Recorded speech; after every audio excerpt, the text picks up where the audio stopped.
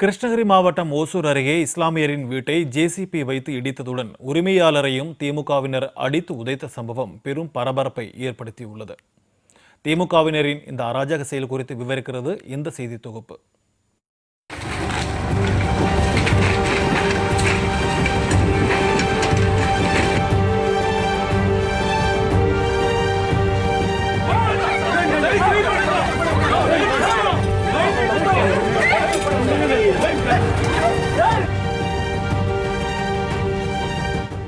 இஸ்லாமியரின் வீட்டை ஜேசிபி மூலம் இடித்ததுடன் தடுக்க முயன்ற குடும்பத்தினரை திமுகவினர் அடித்த வீடியோ காட்சிகள்தான் இவை. கிருஷ்ணகிரி மாவட்டம் கெலமங்கலம் அடுத்த மாசி நாயக்கனப்பள்ளியில் அப்துல் ரஹீம் என்பவர் 40 ஆண்டுகளுக்கும் மேலாக அப்பகுதியில் இருக்கும் கிராம நத்தம் புறம்போக்கு நிலத்தில் வீடு கட்டி குடும்பத்துடன் வசித்து வந்துள்ளார். இந்த இடத்திற்கு பட்டா வழங்க கோரி மாவட்ட ஆட்சியர், வட்டாட்சியர், கிராம அலுவலர் என்று பல்வேறு அதிகாரிகளிடம் அப்துல் ரஹீம் குடும்பத்தினர் மனு கொடுத்து விண்ணப்பித்துள்ளனர். ஆனால் அரசு தரப்பிலிருந்து இதுவரை எந்தவித நடவடிக்கையும் எடுக்கப்படவில்லை என்று கூறப்படுகிறது. ஆளுங்கட்சியான DMK members Pushpa Sarvesh ex chairman அவங்க, அதுக்கப்புறம் சம்பத்குமார் கவுன்சிலரு, அதுக்கப்புறம் அனில்குமார் எக்ஸ் கவுன்சிலர் வந்து முத்தப்பா, இவங்க எல்லாமே சேர்ந்து எங்களோட வீடை வந்து ஒடிக்க வந்தாங்க.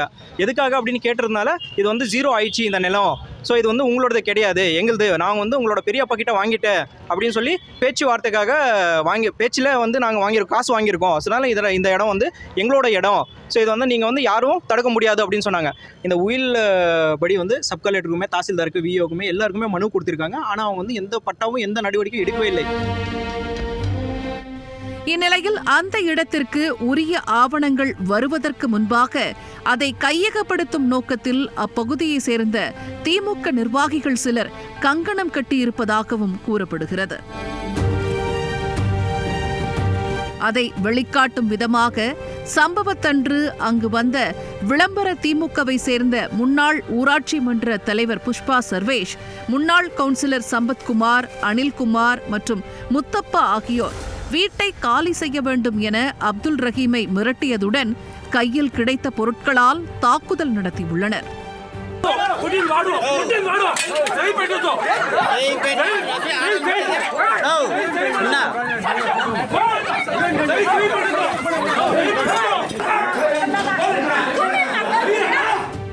இதுகுறித்து பாதிக்கப்பட்ட தரப்பினர் கெலமங்கலம் காவல் நிலையத்தில் புகார் கொடுத்தும் அவர்கள் திமுகவினர் தலையீடு இருப்பதாக எவ்வித நடவடிக்கையும் எடுக்கவில்லை என பாதிக்கப்பட்ட அப்துல் ரஹீமின் மகனான பாபா பஷீர் குற்றம் சாட்டியுள்ளார்.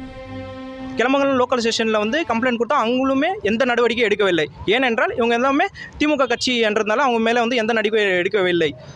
அதுக்கப்புறம் வந்து ஒரு 11 மணியில் வந்து ஜேசிபி வந்து கொண்டு வந்து வீடு ஒடிச்சிட்டு இருந்தாங்க. அது வந்து தடுக்க போனதுனால எங்களோட ஃபேமிலியில் 6 பேருக்கு வந்து எல்லாருமே ரத்த காயம் வந்து அடிச்சிருக்காங்க. இதை அறிந்த திமுகவினர் ஜேசிபியுடன் வந்து இஸ்லாமியர்கள் இருந்த வீட்டை இடித்து துவம்சம் செய்ததுடன் அதை தடுக்க வந்த குடும்பத்தினரை சர்வேஷ் மற்றும் சம்பத் உள்ளிட்ட திமுகவினர் கையில் வைத்திருந்த ஆயுதங்கள் மற்றும் கையில் கிடைத்த பொருட்களால் பயங்கர தாக்குதல் வேட்டை நடத்தியுள்ளனர்.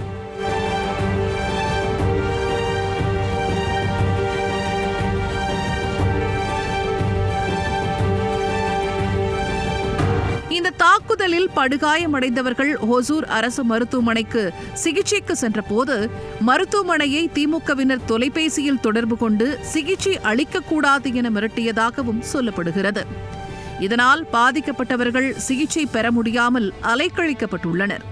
இந்நிலையில் அவர்கள் ஊடக நண்பர்களின் உதவியால் தாக்குதலுக்குள்ளான வீடியோ ஆதாரங்களை காண்பித்த பிறகு வேறு வழியின்றி சிகிச்சையில் அனுமதித்ததாக பாதிக்கப்பட்டவர்கள் தெரிவித்தனர்.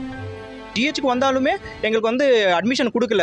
ஏன் அட்மிஷன் கொடுக்கல அப்படின்னா அவங்க வந்து திமுக கட்சின்றதுனால அவங்களோட டீட்டெயில்ஸ் எல்லாம் கேட்டுக்கிட்டாங்க, யார் அடிச்சாங்க, என்ன பண்ணாங்க அப்படின்னு. அதுக்கப்புறம் வந்து இதுக்கு மேலே நீங்கள் வந்து உயிரோட இருக்க மாட்டீங்க, இது வந்து எங்களோட ஆட்சி, நீங்கள் வந்து யார்கிட்ட போனாலும் எந்த நடவடிக்கையும் எடுக்கவே மாட்டாங்க, எதுவே பண்ண மாட்டாங்க, பண்ண முடியாது, நீங்கள் யார்கிட்ட போனாலும் போங்க அப்படின்னு சொல்லி மிரட்டுதல்.